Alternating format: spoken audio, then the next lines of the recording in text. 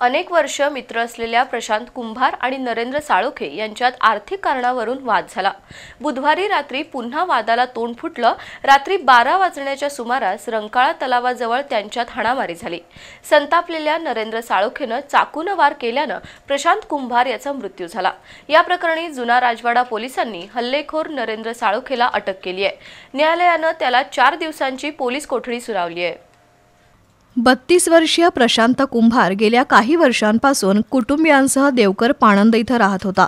तर त्याचा मित्र नरेंद्र साळोखे हा नाथागोळे तालमीजवळच्या लाड चौकात राहतोय। प्रशांत कुंभारचा प्रिंटर दुरुस्तीचा व्यवसाय होता, तर नरेंद्र साळोखे एका खाजगी बँकेत अंशकालीन कर्मचारी म्हणून काम करत होता। हे दोघेही पूर्वी मित्र होते, पण 2 वर्षांपूर्वी प्रशांत कुंभार आणि नरेंद्र साळोखे यांच्यात पैशातून वाद झाला आणि दोघंही एकमेकांना पाण्यात बघू लागले। त्यांच्यातील हा वाद मिटवण्यासाठी मित्रमंडळींनी पुढाकार घेतला। गुरुवारी रात्री 11:30 वाजता रंकाळा काठावरील तांबट कमान परिसरात नरेंद्र साळोखेनं प्रशांत कुंभारला बोलावून घेतलं, पण तिथं पुन्हा वाद झाला आणि दोघेही एकमेकांच्या अंगावर धावून गेले।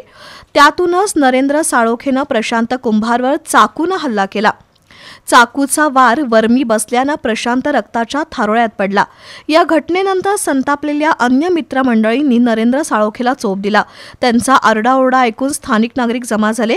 तर या हाणामारीची माहिती मिळताच जुना राजवाडा पोलीस ठाण्याचे निरीक्षक संजीव झाडे कर्मचाऱ्यांसह घटनास्थळी पोहोचले, पण त्यापूर्वीच नरेंद्र साळोखे पळून गेला होता। दरम्यान गंभीर जखमी झालेल्या प्रशांत कुंभारला CPR मध्ये आणलं, मात्र उपचारापूर्वी त्याचा मृत्यू झाला होता।